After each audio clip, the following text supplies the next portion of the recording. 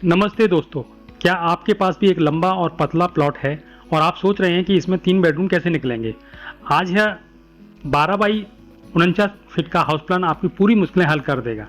कम चौड़ाई होने के बावजूद हमने इसमें वेंटिलेशन और स्पेस का पूरा ध्यान रखा है। इस प्लॉट का कुल एरिया 588 स्क्वायर फीट है। इसमें हमने 3 bedroom, 1 living hall, 1 kitchen, 2 toilet design किए हैं। चूंकि इसकी चौड़ाई 12 फीट है, इसलिए हमने इसे लीनियर डिजाइन पर बनाया है ताकि यह हवादार और घुटन महसूस न हो। अब बात करते हैं इसकी प्लानिंग की। वो प्लानिंग किस तरह से आई उसको जानने का हम प्रयास करते हैं। देखिए, यहाँ सबसे पहले हमने एंट्रेंस पे एक बड़ा कार पार्किंग एरिया आपको दे रखा है, जैसा कि आप यहाँ देख पा रहे हैं। इसके एरिया की बात करें तो 6.5 फुट हमने इसकी चौड़ाई दे रखी है और 14 फुट हमने इसकी लंबाई दे रखी है। यहीं से हमने एक बाहर की तरफ सीढ़ियाँ दे रखी हैं ताकि आप ऊपर का फ्लोर अगर रेंट पे दे दें तो नीचे की प्राइवेसी आपकी बनी रहे। तो यहाँ पे हमने जो सीढ़ियाँ दी हैं उसकी चौड़ाई 2.5 फीट है और 8 इंची का राइजर है और 10 इंची का हमने प्लेट दे रखा है। टोटल हमने इसमें 16 स्टेप का यूज किया हुआ है, देखने में सुंदर लग रहा है। इसके एरिया की बात करें तो 4 फुट 9 इंची हमने इसकी चौड़ाई दे रखी है और 7 फुट 3 इंची हमने इसकी लंबाई दे रखी है। टॉयलेट भी हमने पार्किंग एरिया में ही दे रखा है, वो किस तरह से उसको भी जानने का हम प्रयास करते हैं। देखिए, यहाँ टॉयलेट जो हमने दे रखा है वो कॉमन टॉयलेट है, जो कि एंट्री 2.5 फुट चौड़ी एंट्री है।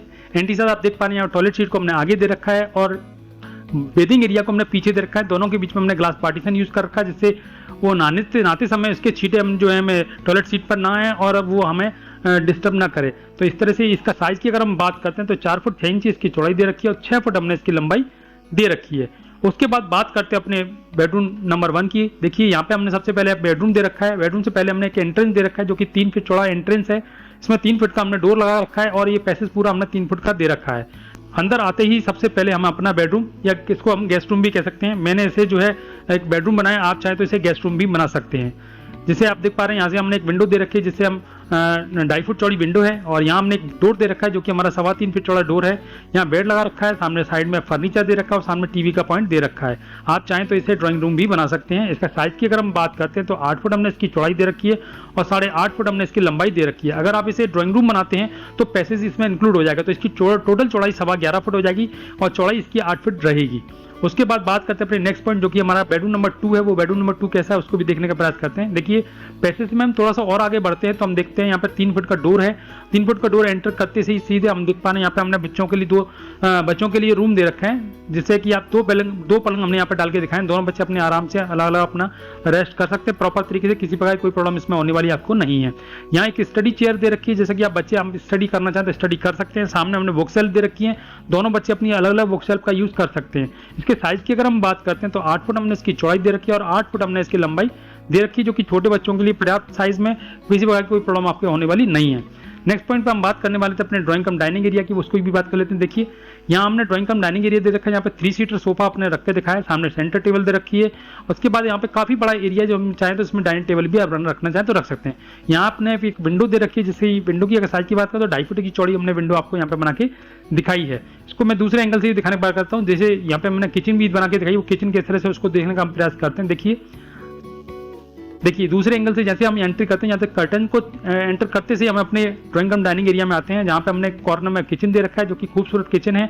साइड में हमने ग्रे कलर का फ्रिज दे रखा है, सामने अपने गैस चूल्हा लगा के दिखाया है और यहाँ पे हमने जो है एक सिंक दे रखा है, जैसे कि आप यहाँ देख पा रहे हैं। ये एल शेप में प्लेटफॉर्म है और मॉड्यूलर किचन है, जिसके ऊपर नीचे हमने फर्नीचर का यूज किया हुआ है। एक पार्टीशन के बाद हमने यहाँ पर मंदिर का भी निर्माण करके दिखाया है, जैसा कि आप यहाँ देख पा रहे हैं। पहले हम बात करें तो इसके साइज की, वो साइज कैसा समझ लेते हैं। देखिए, इसकी चौड़ाई जो है हमने 11.25 फुट दे रखी है और चौड़ाई हमने जो है 7.5 फुट दे रखी है। किचन के वेंटिलेशन के लिए हमने ओटीएस भी दे रखा है। उसके बाद हम नेक्स्ट पॉइंट पे करने वाले हैं। पहले बात करने वाले थे अपने मंदिर की, वो मंदिर कैसा उसको भी समझ लेते हैं।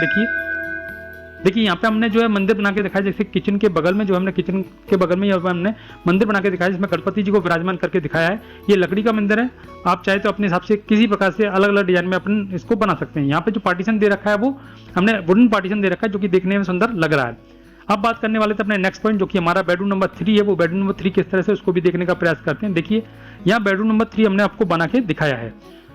इसकी जो एंट्री है वो ड्राइंग कम डाइनिंग एरिया से दे रखी है, जो कि 3.25 फीट चौड़ी एंट्री है। एंट्री से आप देख पा रहे हैं, यहाँ पे एक डबल बेड का पलंग लगा के दिखाया है, सामने टीवी का पॉइंट है, साइड में हमने फर्नीचर का यूज कर रखा है। इसके साइज की अगर हम बात करते हैं तो 8 फुट हमने इसकी चौड़ाई दे रखी है और 9 फुट हमने इसकी लंबाई दे रखी है। यहाँ पे हमने अटैच टॉयलेट दे रखा है, जिसकी एंट्री हम देखने वाले थे, यहाँ पे देख लेते हैं। देखिए यहाँ से जो है अपने रूम से एंट्री करते हुए डाई फुट का डोर हमने यहाँ पे दे रखा है। एंट्री करते से आप देख पा रहे हैं यहाँ पे टॉयलेट अटैच करके रखा है।